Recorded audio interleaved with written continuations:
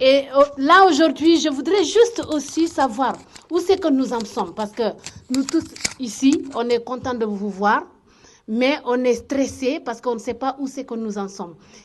Mais je sais qu'il faut continuer à espérer jusqu'au 24 février. Et on espère tous jusqu'au 24 février.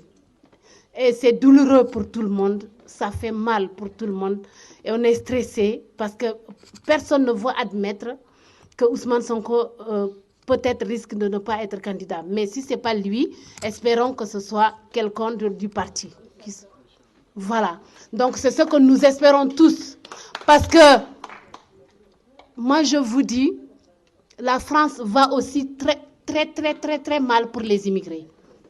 Parce qu'ils sont en train de voter des mauvaises lois contre l'immigration, des lois dangereuses. Donc ça, je pense qu'il est temps que nous tous ici, comme il a dit Abderrahmane, parce qu'Abderrahmane, il a dit des choses, exactement, c'est comme ça que je te rejoins tout ce que tu as dit. C'est-à-dire que c'est nous tous qui devons être les acteurs de notre développement au pays et qu'aujourd'hui, vu qu'il y a ceux qui sont en place, ils ont leur stratégie, ils ont leur... tout ce qu'ils sont en train de faire, qu'on connaît, comment nous pouvons-nous développer, en tout cas, comme vous avez dit, chaque mairie, les femmes, les jeunes, chaque tranche d'âge, comment est-ce que le Sénégal, l'Afrique entière peut sortir de cette souffrance qui dure, qui perdure. Et j'aimerais bien savoir aussi quelle est la position de PASTEF vis-à-vis du Quai d'Orsay et vis-à-vis de la politique du Quai d'Orsay, de la France. Sa politique sur le Sénégal d'abord, parce que je sais que les autres pays sont en train de s'en sortir. Mais nous, la politique du Quai d'Orsay sur le Sénégal. Mais qu'est-ce qu'on va faire pour ça? Est-ce qu'on va laisser, comment il s'appelle, Mamadou Ba, qui est venu il n'y a pas longtemps, on va les laisser toujours nous diriger et décider qui doit être le président au Sénégal? Mais comment allons-nous faire pour que ça ne soit pas le cas? Parce que là, je peux vous dire que c'est vraiment, on s'inquiète, hein, parce qu'ils sont en train de tout mettre en œuvre pour que ça soit, Amadou Ba qui soit le président au Sénégal. Et c'est le Quai d'Orsay. Là, moi, je suis en France, j'ai mes enfants, je travaille, je sais que je me mets en danger, mais je me bats pour mon pays et pour la justice. Parce que moi, je suis chrétienne. Mais la religion me vient de l'Europe. Donc, si aujourd'hui, on m'a dit, il faut être bon envers ton prochain, moi, j'ai retenu le bon qu'on m'a dit d'être. Je ne vais pas dire à l'autre, il faut être bon, et après, je lui fais le mal, alors que c'est moi qui lui ai apporté cette religion. Moi, je n'accepte pas. Parce que tu ne peux pas amener à quelqu'un la religion. Tu lui dis, ça c'est bon, ça c'est pas bon, alors que cette personne avait déjà une façon de vivre qui était bien. Et après, toi-même, tu continues, tu reviens pour lui faire du mal, pour lui prendre tout ce qu'il a, pour ne pas vouloir qu'il se développe, et que pour l'écraser.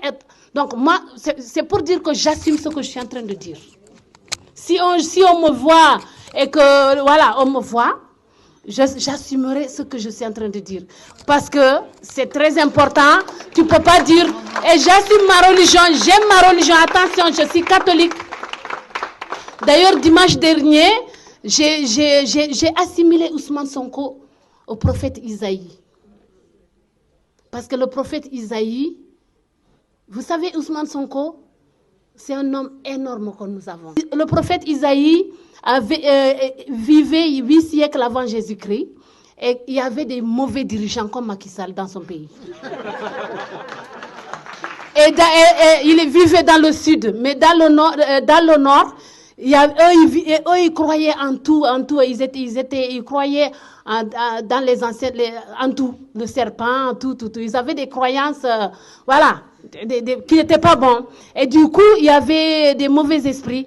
Et il y avait beaucoup de mal. Les Assyriens sont venus les combattre. Ils sont venus détruire leur pays. Donc, du coup, Isaïe, il était tellement bon, lui. Il avait mal pour son peuple.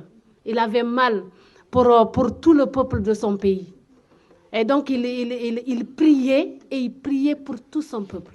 Il cherchait Dieu, parce qu'il s'inquiétait que Dieu vienne détruire aussi le sud, comme le nord a été détruit parce qu'il ne croyait pas en Dieu.